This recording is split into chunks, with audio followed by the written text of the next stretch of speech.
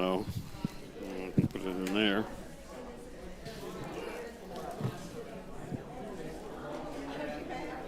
Is that all right? All right. Well, I got that, then I don't need this, right?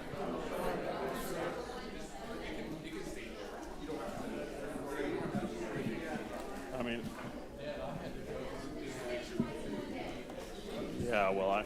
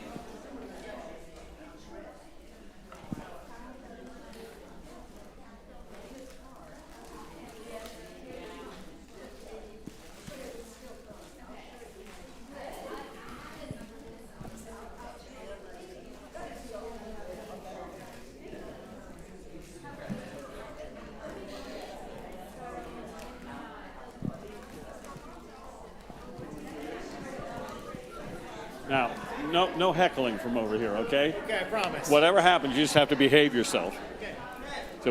It's warm in here. Feels good to me. Does it? Okay.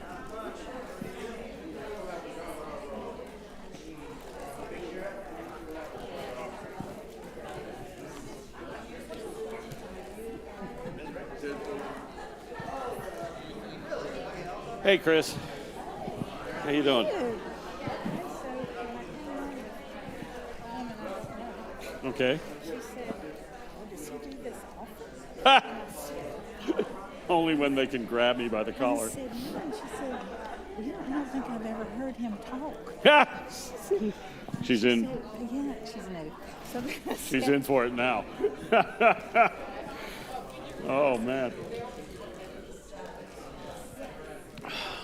Hey, Norman. Hey, listen. Is there a schedule for this? And I just start whenever I feel like it, or do I wait for a while? I will give it another minute.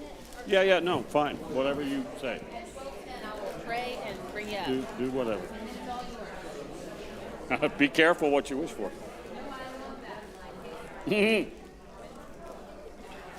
Yuck.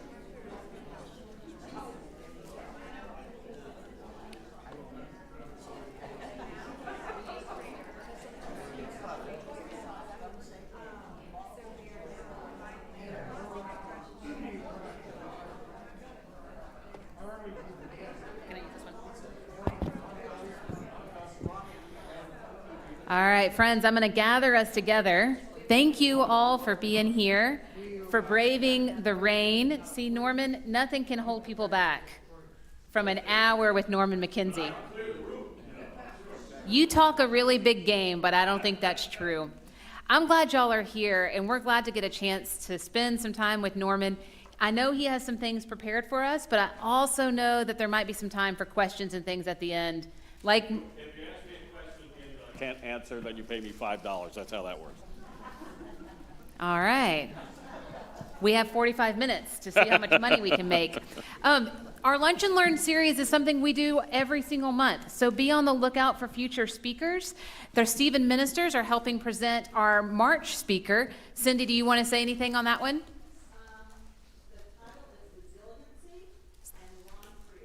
So resiliency will be our topic. Ron Greer, who came last year and is at Peachtree Road United Methodist Church. He's one of their pastors there, but a great guy, good speaker. So I encourage you to come to that one. Kevin, I think it's the 19th, right? No, 26th. 26th. So be on 1 month from today. Come back. There'll probably be a chicken salad sandwich. I will open us in prayer and then hand it off to Norman and let him have the run of the show. He's good at that. Let us pray. God, we thank you for the ways you gather us together. We thank you for Norman, who brings us together, who makes us focus more on our own thoughts, who brings music to life, who shows us beauty, who reminds us how to grieve, who helps us celebrate others. God, we are thankful for his presence in this place. Guide our conversation this day that we might learn, that we might see something new and have more appreciation for the music we hear day in and day out. In your name we pray. Amen. All right, Norman. That was lovely, Lucy. Thank you. All right. Well, clearly, we're scraping the bottom of the barrel for speakers for Lunch and Learn. I'm not sure how this happened. Normally, if they see me near a mic, they grab the mic and take it away, you know. So, how many of you in this room love to listen to music? Great. My whole goal this afternoon will be not to change that for you in any way. Hopefully you will leave here loving it even more and not less. But, you know, I have to start by being incredibly honest with you, and maybe this is something you don't know about me, but I have to admit that I'm a thief. Okay? I'll say that right off the bat. I stole the title of this little talk from a very famous 20th century American composer and educator, because I love that title. And who wants to guess who that is? And I warn you, you'll probably guess incorrectly.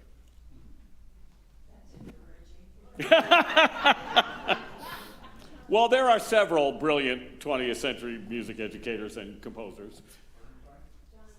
Well, my guess would have been somebody would immediately say Leonard Bernstein. That is a great guess. It happens not to be the answer to this question, but we'll talk about him too. That he is definitely of more of this. Well, he's kind of both centuries. That's a good guess too. Not correct. This is somebody that was composing and writing in the mid 20th century. This is a little further back than either one of them.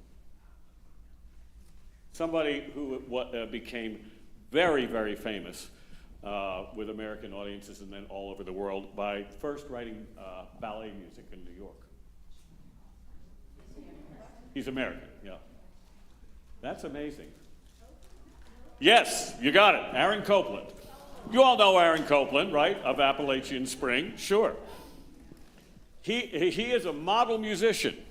Not only was he incredibly talented and brilliant, and a wonderful composer, and a conductor, but he figured out a way to make money at it, which is something most composers never do, you know. There you can count, John Rutter was one who certainly did, by the way.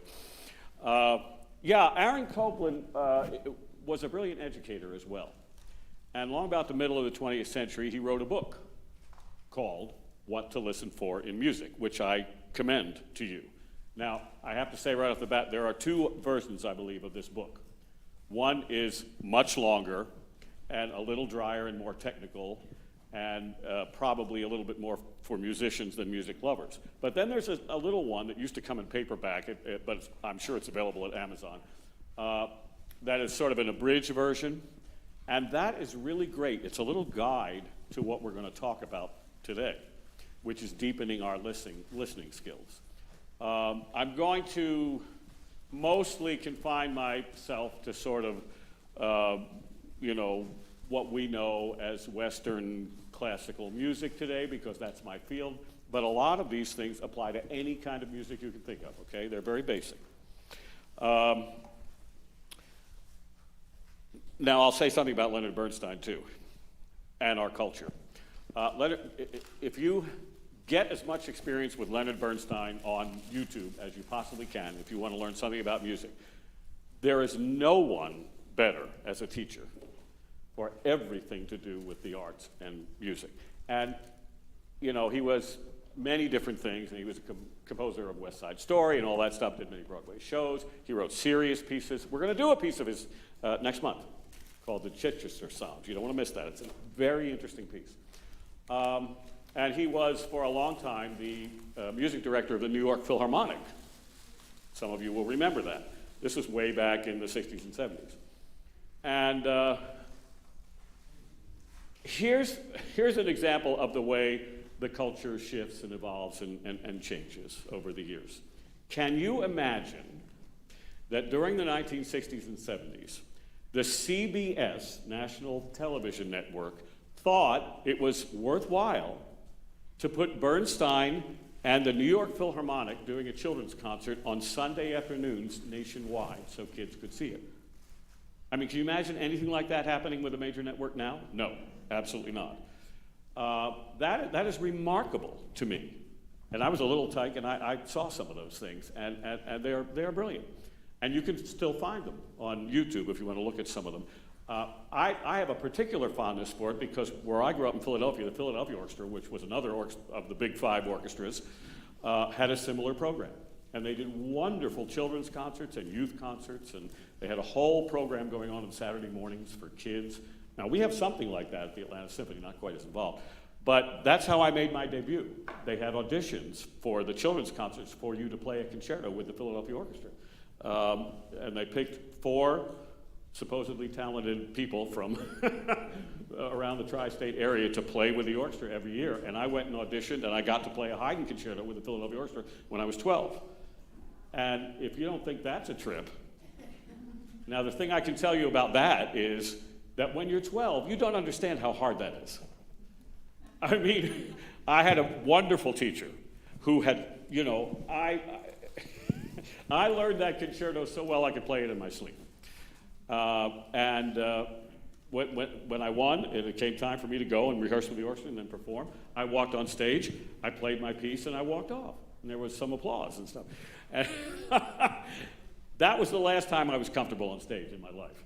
Because I really was too dumb to know what was going on. The older you get, the more you know what kind of train wrecks can happen in live performance, and you get more and more anxious the whole time. So, but that's just an example of how the entire cultural world and the arts world has changed over the years. And that is not to say, by a long shot, that the only thing kids should be listening to is sort of, quote, classical music today. But it's important, and they ought to, and if they're not exposed to it, they're not going to listen to it. Think of what happened with Bernstein to cultivate future generations of music lovers who would go to the New York Philharmonic. I mean, you can turn on your phone, you can get any possible kind of music you want, all day, every day. And there are some very good things about that and some not so good things about it. But the piece of the pie for an audience for what I was trained to do has been shrinking, and that's why institutions like my other job, the Atlanta Symphony Orchestra, have to constantly just think about raising money every minute of every day and with the most creative ways they possibly can in order to just, they do tons of events and pop stars and all kinds of things that bring in large audiences with no trouble so that they can take a little bit of that money and do the Bach B minor Mass once in a while. And You know, we want people to be exposed occasionally to that kind of thing. It exists on a certain kind of intellectual and philosophical and musical plane that's wonderful. And we don't want to lose that in our culture. It's a worthwhile thing. So end of sermon for today. But since you mentioned Leonard Bernstein, look what that brought out of me, see? So we're all in trouble. All right, get back to a little more to topic, although that wasn't off topic. We're going to talk a little bit more about listening today. Now, before we do that, we're going to talk specifically about listening to music. Perhaps we better define our terms and figure out what is music. Now, I'm sure you all have lots of ideas about what that is. But what if I asked you to reduce all those ideas to a two-word definition? And believe me, that ain't easy, as you know. What if you had to tell me sort of the basic essentials that are required for music in two words? And you can say you can say anything you want, but I want Pitch, tempo. okay. Good. Good. These are all higher up the stratosphere of terms. I want to go way down. One of you said something that I love. They're all great, and we'll talk about all of them. But what is the most basic thing required for music? I think you said sound. Yeah. Okay, Margie. That absolutely. You have to have some kind of sound. So I can make a sound on top of this piano. That's absolutely a sound. But is that music? How many of you think it's not? How many of you think it is? Yeah. You see, there's a little bit of kernel of truth to both answers. I would say not exactly. So what's required to maybe add to that to then make it music? Say again? Coordination. Tell me what you mean by that. Arranged in conjunction with other sounds. Aha. Anybody else?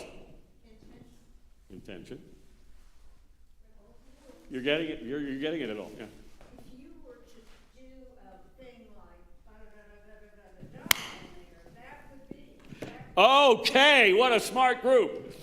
So I would say, yeah, all of that is true, but that's higher up the ladder. I would say at a basic level, organization of some kind is required, okay? So you might be able to say that all music, at its basis level, is organized sound, okay? Organization has to do with organization in space and time. Now, it's interesting. Music is the only art that actually exists in time, okay? And music probably begins with some kind of rhythm. So you have a sound, and you have another sound, and maybe a third sound, and then you assign durations to those sounds. Now that's actually music. It's percussive music. I'm surprised nobody said melody. A lot of people would have said melody is necessary for music, and it's not at all. There's plenty of music that exists without melody. But some kind of rhythmical or time-related organization is what's necessary for music. Those are great answers. Now, to get back to okay. So that's, all right, we've come up with a sort of rudimentary definition of music. Now let's talk about listening. We all listen to music every day, probably. But is all listening the same? Most people are saying no. I would agree with that. So in my opinion, and lots of other people's, listening is something that can be cultivated. And it basically exists on three planes, okay? And I would call the first one the sensual plane. What would that be? That would be background music, okay? It happens 24 hours a day, all our lives. There's some kind of background music. Sometimes we turn it on intentionally. Sometimes it's just there and we don't pay any attention to it. But that level of listening happens a lot. It's almost subconscious, right? You know something's going on, and it occasionally breaks through to your frontal lobe, but most of the time, you know, you're multitasking and doing something else, and maybe it's just soothing, okay? So that's one. Then the second one would be, I guess, intentional listening, right? Those of you who came to hear the Rudder Gloria a week and a half ago, you were intentional about that. You came and you wanted to concentrate on some music that was happening up front, right? You didn't necessarily bring anything more to it than that. You know, maybe you'd never heard the piece before, but you heard from somebody that it was a good piece. And you wanted to hear your choir and our fabulous brass players perform, and it's exciting, and I hope you were well rewarded, and I hope it was a great worship experience and also a great musical experience. So that's what I call either intentional or active listening. Now the third one is the one that we want to get to. What's that? Discerning or critical. Okay, those are all good words, yeah, anybody else? Or I would say again? Yeah, yeah. Well, yeah, So it's participatory listening, right? That you are bringing something to it, some kind of background or some kind of previous experience with a composer of the piece, or some kind of basic music appreciation or education. And that's the time that you get the most out of whatever you are listening to. I don't care if it's a folk song or the Beethoven Ninth Symphony, okay? If you bring a little something to it, you get 100 times back what is happening. And that's what I spend my life trying to give to people. So we have organized sound, we have listening on multiple levels, and now we're ready to discuss the building blocks that go into any good piece of music, all right? And now we're going to go back to Mr. Copeland. This is why I brought him into the conversation. Because in his book, he defines 4 very important building blocks that are necessary and present in most music, okay?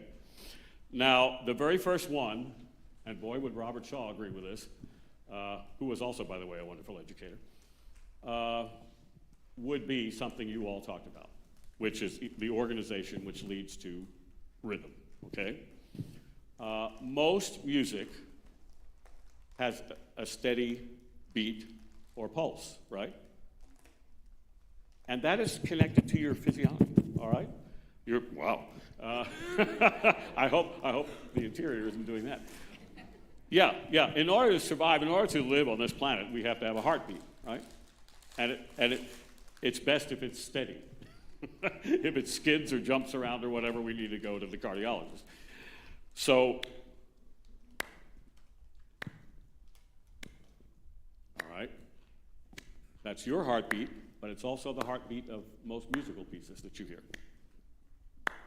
And musicians call it the pulse more than they call it beat, okay? And the pulse has to be inevitable and steady.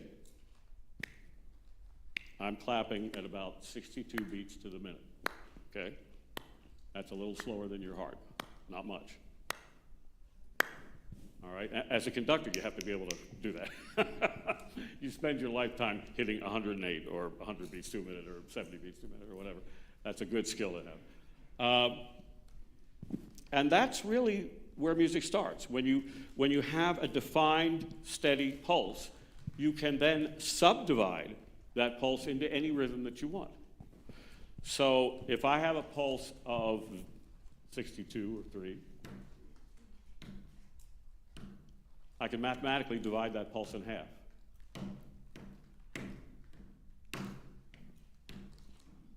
Or in 4. Or in 3. Okay? Anytime when you saw our percussionists in the Rudder, that's what they've spent their life doing, being metronomically accurate about all of that. So durations of sounds that we talked about, and combinations of sounds, and repetitions of those combinations, okay, are a large part of music, and I would say one of the essentials. Whether they're very simple, okay, that's about as simple as you can get, or whether, like the last movement of the Rudder Gloria, they're complex.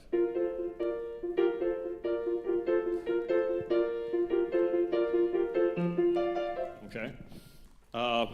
That was 1, 2, 3, 1, 2, 3, 4, 1, you know. And what tends to throw people is when the divisions are off by a beat. So 4 beats to what we call a measure.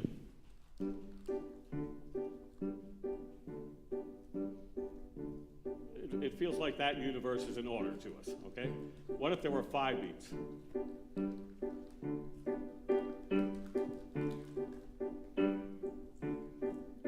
That does something to your brain. There's an extra something there. And bad choir, you know, a lot of the Rudder was written in 7. And hopefully you didn't really think about that too much while you were here. But I assure you the choir did.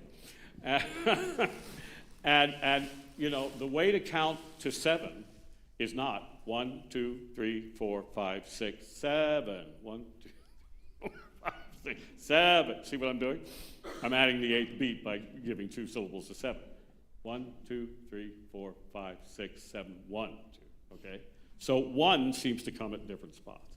That's just one of the ways you can organize things that composers think about all the time and try to inject into interesting music. All right, now, second basic. And I was surprised somebody didn't yell it right away. What is it? You got rhythm now. Mostly, what do you need? Okay, you're ahead of me, but that's right. But what do you hear automatically when you hear a pop song? Yes, you hear the melody, right? Or even in a classical song, or even maybe in the most famous tune ever written. Okay? That's a pretty good tune. That's a melody. And Beethoven wasn't a great tune writer, by the way, but that one was great. Mozart was. All right, so what exactly is a melody? You hear it all the time, but have you ever thought what it is? Good. So there are notes involved, and those notes have pitch. So what is pitch? Pitch is relative low or high, right? So low, high, all right? Yeah, I would say a melody is a string of successive pitches, hopefully artfully crafted in some way. And many composers say melody is a series of moving, active pitches in search of a resting place. I like that, actually. Listen to that little Ode to Joy melody I played. It goes along happily, and then it rests. And it rests 5 keys up from where it began. So it doesn't sound finished to you, does it? It needs to go back to where it began.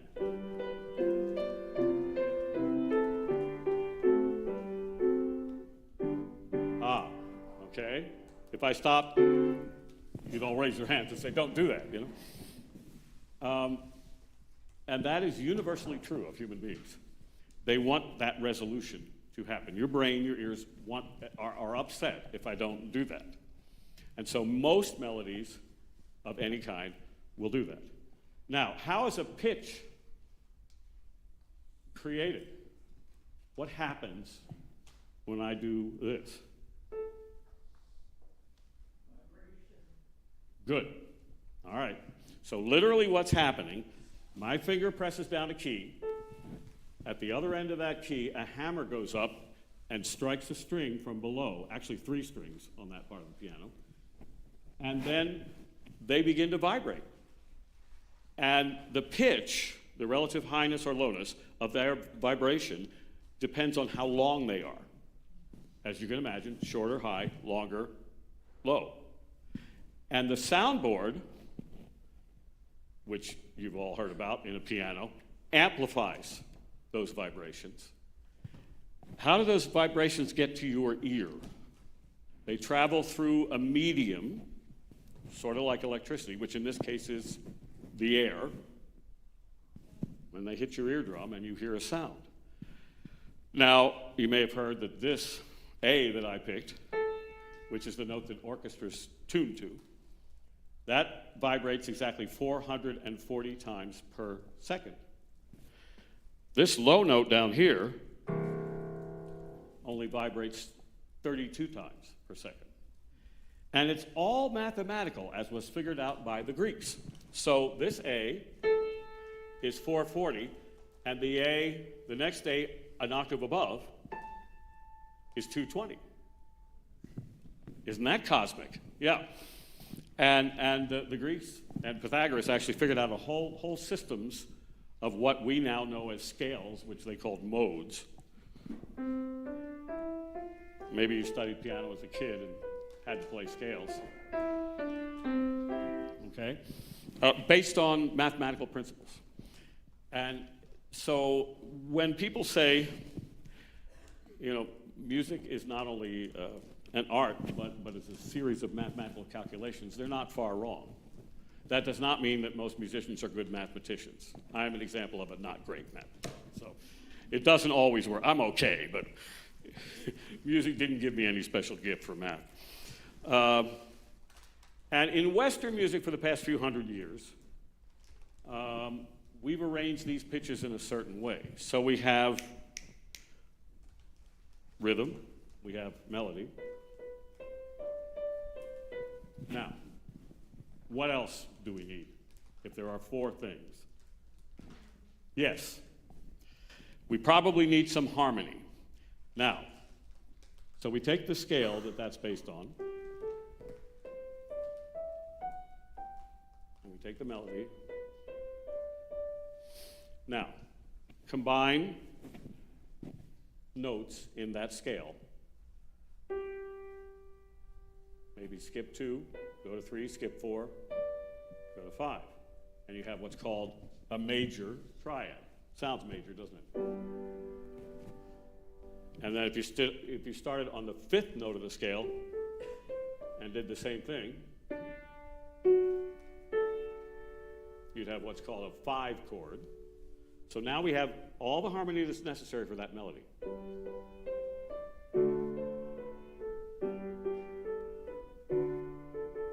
Okay?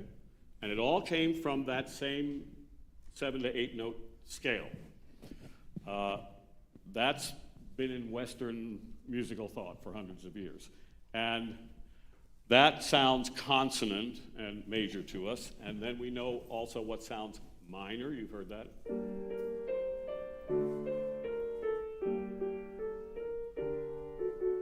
When you were in kindergarten, somebody told you that was a sad sound, right? This was a happy sound. How do we do that? We take the 3rd step of the scale and just lower it 1. Basically, that's all that's necessary. We go from major to minor. Now, for hundreds of years, composers used that scale system to write all kinds of magnificent music. And then, around the same time Leonard Bernstein was doing his TV shows, most composers in Europe decided they had said everything they could possibly say with the sort of normal Western major-minor tonality system, and they had to blow it up and try something different. And that's where we got, you may have heard of 12-tone music or atonal music that didn't have those kinds of relationships. And they wrote a lot of big pieces that were not tonal pieces, which are fascinating and drove classical music audiences out of the halls in record numbers. And I'm only half kidding. I mean, I think for the arts to be approachable, what you don't want to do is send people out the door because they can't stand it, because they have no frame of reference to know what's going on in the piece. So if you play this, okay, everybody has some kind of, whether conscious or subconscious frame. If you play this,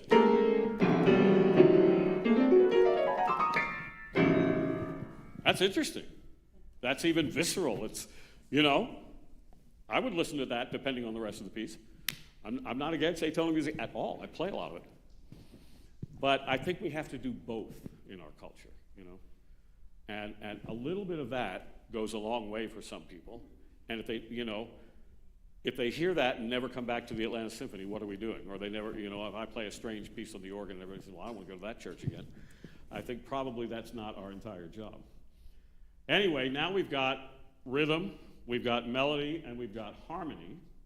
Now, somebody also mentioned the fourth one.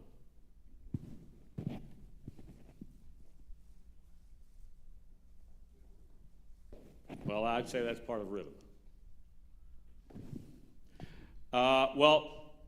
Copeland says that fourth one is tone. And by tone, he means sort of color or timbre, and perhaps dynamic, relative loudness or softness. So a piano has a certain tone that's struck on the strings, okay? All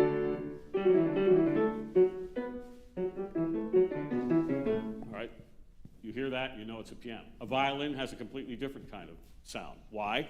Different materials. You're pulling a bow over the string now, so it sounds very, very different. It's smaller, it's higher. A trumpet is made of completely different materials, and you blow through it, and so you get a completely different sound there. A trombone has a slide, or then you can have percussion, timpani, which are tuned percussion, a snare drum, which is not untuned, it just makes a snare drum sound. All of that has to do with tone color. So when you hear a symphonic or an orchestral piece, all of those different timbres and tones and relative loudness and softness come together to make that experience, along with the first three things that we did. So, knowing sort of what those building blocks are, how can we put them all together and perhaps bring a little bit more understanding to a piece? Well, they'll allow us to know what possibly to listen for. And what we are listening for, it has to do with the structure of the piece. That's one I added that Copeland talks about eventually, but I'm going to talk about it now. Once you've organized all these rhythms and pitches and scales and harmonies and different tone colors, you want an overall structure for your piece. And the most basic structure is a two-part structure. We call the first part A and the second part B. And just about every song you hear has a structure, something like that. For example, one you learned as a child.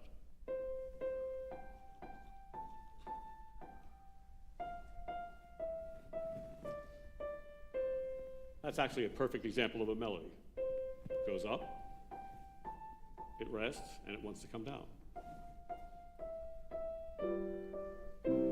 All right, that's A. Then we want something a little different. It's related, but different. And then maybe we want to go back to little A to round it off. Okay? That's a very simple construction, but your brain immediately understands it and relates to it. I'll show you a more extended version of that kind of a construction that was written by Johann Sebastian Bach. He wrote lots of little suites of dances in the 18th century. That was very, very popular. Minuets, gavottes, things like that. This one's called an allemande. It's literally a walking dance. And so he has an A section. Nope, I got a better example. The gavotte from this same piece.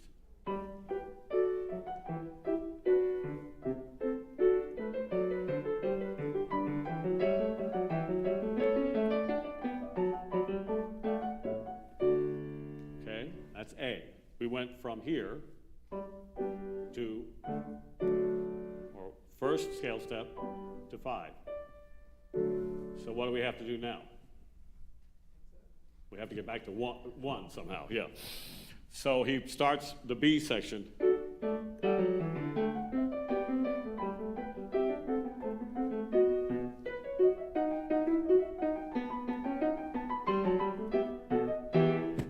No, we didn't get back there yet. Now we're in a minor key somehow. That's called development. So we got to get back there somehow.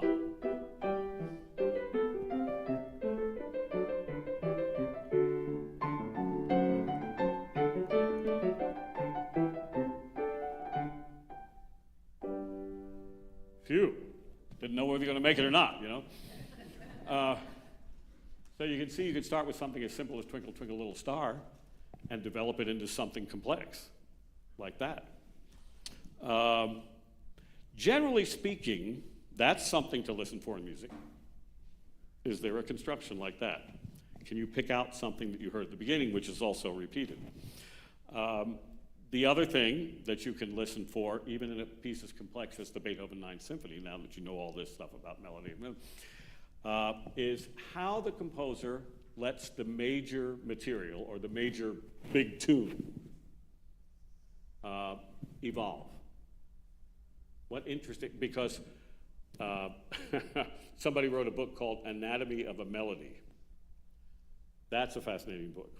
Traces what famous composers do with melodies. What if I told you that the entire Mozart Requiem is based on 5 notes, which are stated by the bassoon in the very opening measures of the Mozart Requiem.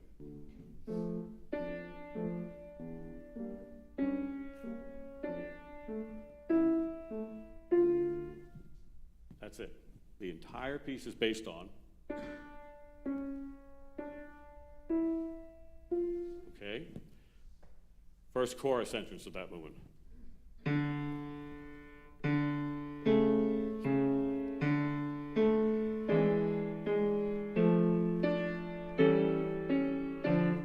Hear it? It comes in different guises and at different levels of pitch, but it's there. Then there's a very fast movement after that first movement.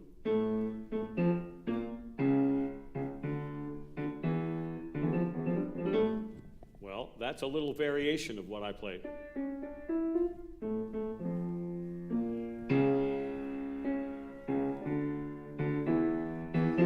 Okay? He's still riffing on those 5 notes. And then in one more successive movement, I'll show you the very famous Dies Irae movement. All right, that just sounds like a very exciting, the strings are going, and everybody, cacophony is a day of judgment and all of that. Okay, that's what he wanted to convey, and that's what it is. And mostly, if you're not listening, if you're not aware, you hear this. Because that's the big soprano line, and that's what you hear first in the chorus. But look what the basses are doing at the same time. Did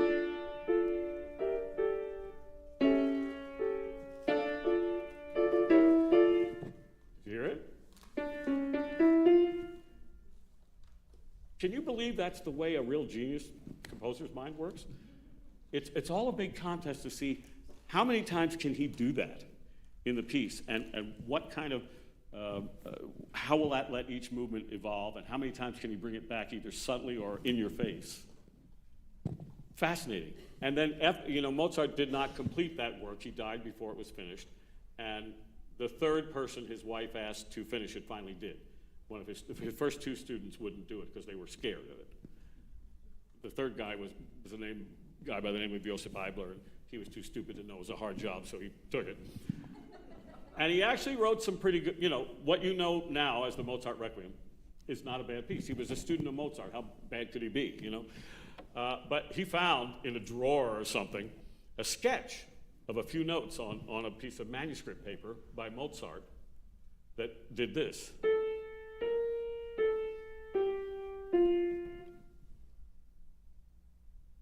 You know what that is? You've heard it before.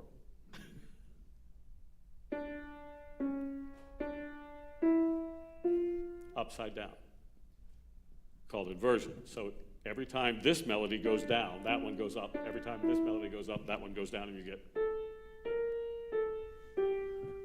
just one of the little juggling tricks you can do with these major motives in a piece. Well, lots of really smart composers of the 20th century and into the 21st century looked at that thing and thought, oh, Mozart meant to write a whole movement based on this inversion, so I'm going to try it.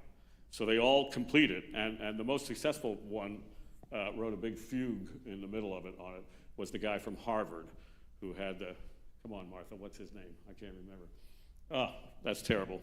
I actually worked with him at Carnegie Hall one time. I can't remember. This is a guy, that unbelievable genius, wonderful pianist, Mozart scholar. His music appreciation class for freshmen at Harvard is the most, it was for many, many years, the largest attended lecture of anything that was going on at Harvard. Robert Levin is his name. Thank goodness I remembered it. Yeah, great guy, but a total genius. And he wrote an entire fugue, which repeats that theme over and over again, on that piece where he thought Mozart wanted it in the piece, and where the first completion, the Süssmayr completion, didn't do it. I'm sorry, but that's how composers think. They think about structure. They think about evolving rhythm. Another example. Let's use that same familiar tune that we used. Okay? That's the theme of the entire final movement of the Beethoven Ninth Symphony. People know this and love it the world over, okay?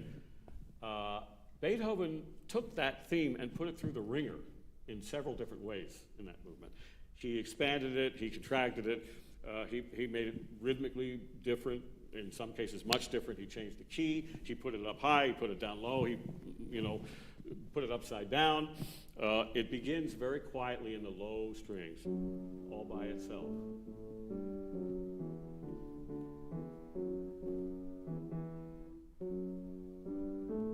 You almost can't hear it. That's the first time you hear that too. And then the violas and second violins start. All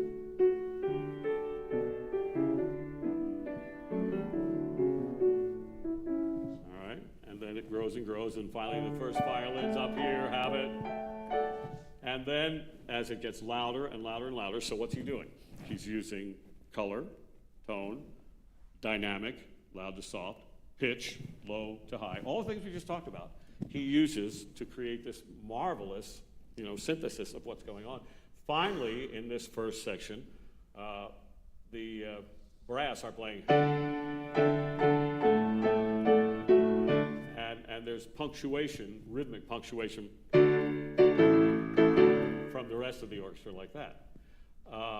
Then, here's the big, he does all sorts of other things like that too, but later on, he makes it into a march. Yeah, hard to believe, but he does. And part of that was a little joke. In Vienna, where he lived at the time, there were these little Turkish street bands on the corners. And they had a percussion section which consisted of a bass drum, a triangle, and a cymbal. And people loved this little and they had some brass instruments too. And this was a big rage in Vienna around the time of Beethoven. And so he took that melody, put it into a different key, and made a little march out of it.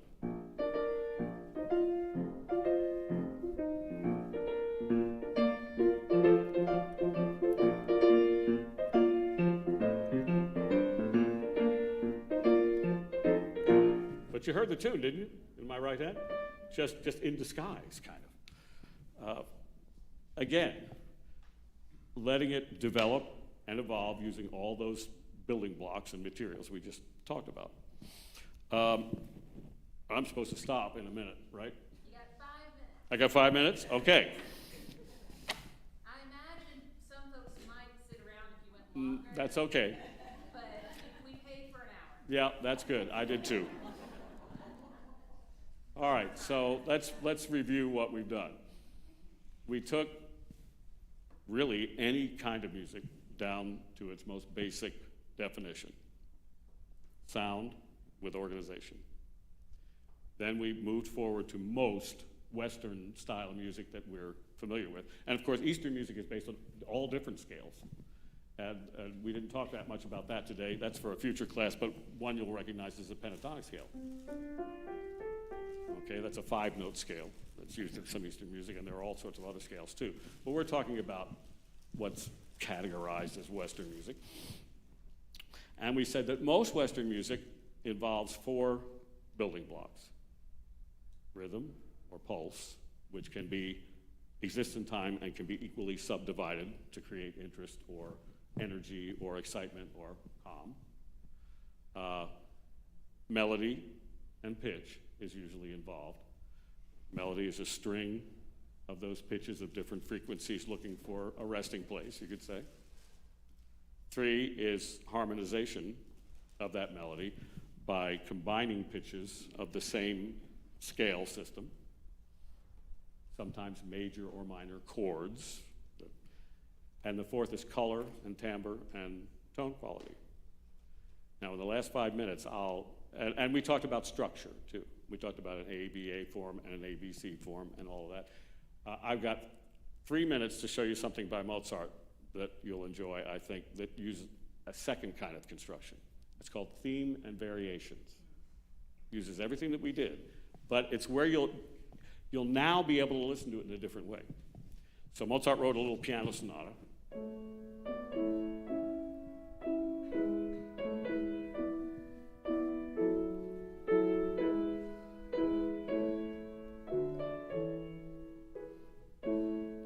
This is the so-called theme that this movement is based on.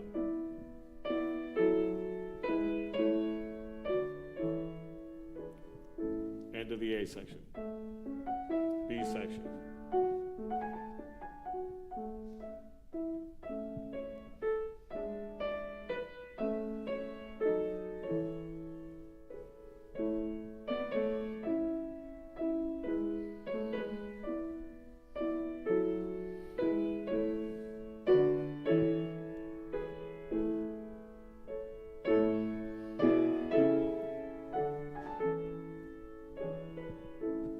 That's this very, very beautiful, freely composed theme. Now, the job in a theme and variations is to take that theme and either melodically ornament it or harmonically ornament it, okay? But keep it within the same durations and pulses of the measures. And so the harmonic content of the theme is.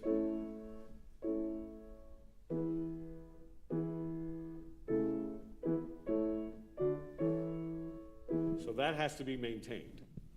So the first thing he does is he says, I'll pretend a bird is chirping my right hand.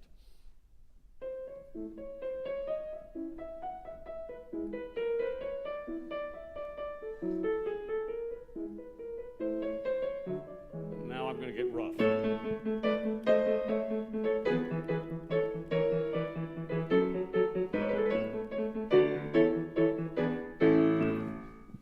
Now that's inventive, and that's a genius at work, but that's all based on this.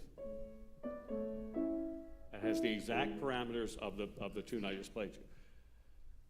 Then he says, okay, I'll put some triplets, that's 3 notes to a beat, and I'll slow things down a little bit.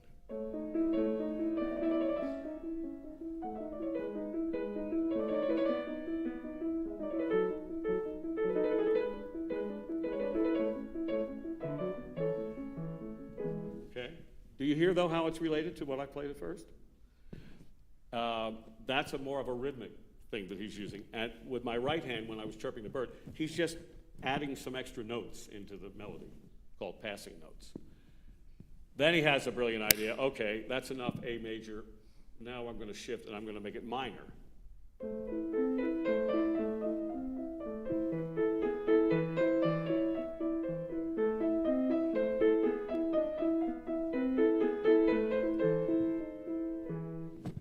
Genius, you can make that sound great and put it in a minor key, and that creates a whole different emotional quality, doesn't it?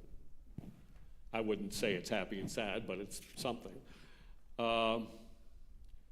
He then does a very slow adagio, and then he comes to the 6th variation, which is the end of this particular movement, and I'll just play it because it's fun. He increases the tempo by quite a few points, and he combines kind of various tricks that are used in all the other variations.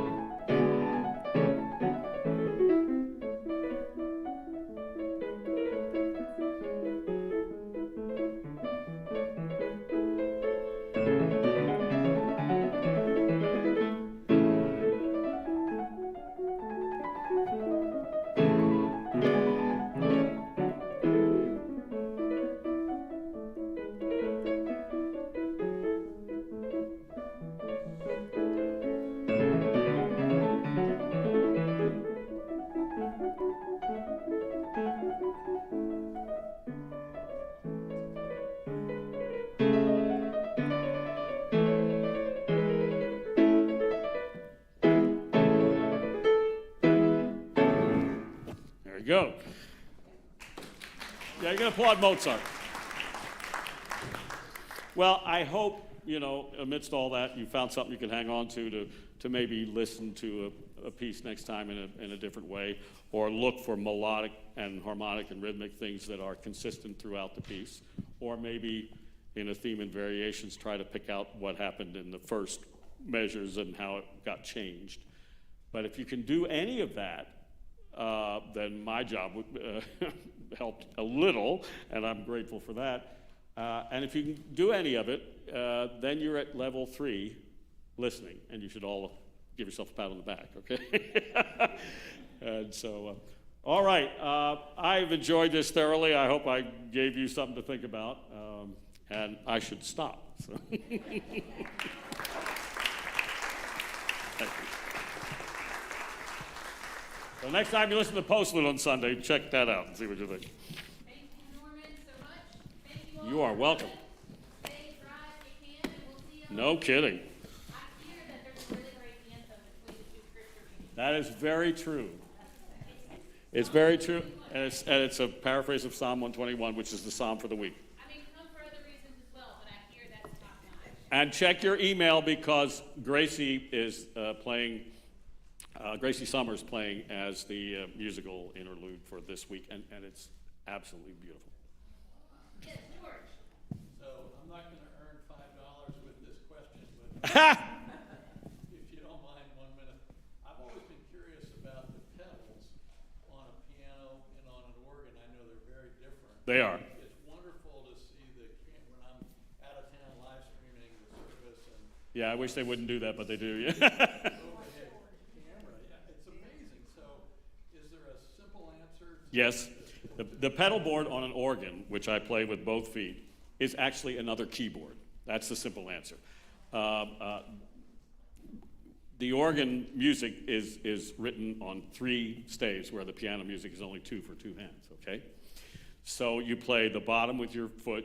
Sometimes you play the middle stave with your left hand and the top with your right. It doesn't always happen that way. But that's why playing an organ is more like having an orchestra, because you can play more notes at a time, but you have to play them with your feet, and your feet have to get pretty good at knowing where the notes are quickly. The piano has only 3 pedals, and they're totally mechanical. The one on the right is called a damper pedal, and so when you strike a pitch, it prevents the dampers from coming down on the strings and damping the sound. I can take my hand off and hold it as long as I want, and then if I release the pedal, it stops. So the damper's literally hanging in the air like this, and then it comes down on the string. The middle one is the so-called, some people call it the soft pedal. It shifts the keyboard over a tiny bit. So if there are 3 strings to this A, there are multiple strings on most of these. When you get way down here, there's only 1 string, but up here there are 3 strings to a note. And the middle pedal shifts the keyboard over so that you're only playing 2 strings per note. So it's actually a way of playing a little softer and more muted. Some people could argue if you're a good pianist, you can do that without punching the pedal. But there are certain colors where that works. The one on the left, or what did I say? Did I say that what I'm talking about is the one on the left that shifts? See, it changes the color. Okay. Now, the one in the middle, I don't know whether you can hear that or not, but change the timbre a little bit. So without, with, you know, that's a combination of the two. So that's all basically doing mechanical things in the piano, whereas the organ pedals can actually play notes and melody. And do the composers write the pedal stuff? Yes, occasionally, when they have specific ideas. For example, my hand is jumping up and down, but the bottom is sustained so that I can then play the melody. And the composer wrote those notations underneath the bass line. Yeah. That's a nice piece of French music, turn of the century. That was my question too, George. You all ask great questions. I assumed everyone in the room already knew the answer, so I didn't ask it. Thank you. I've never known what those pedals do. I knew what They cause a lot of trouble. All right. that makes us level 3 now. Yeah, oh, you're level 3 already. I had keyboard instruments are finicky, particularly organs. And I had a professor in undergraduate school who taught an organ literature class, and the first thing he said to his students when he walked into the room and sat down is, all right, now pay attention. The great mistake you will make is turning the thing on in the first place. And I have found that to be true occasionally. Thank you for that. Norman's here if you want to come say hello. Sure. Or just get tips or ask more questions or sign up for lessons. Thank you. Y'all have a good day. Thank you all.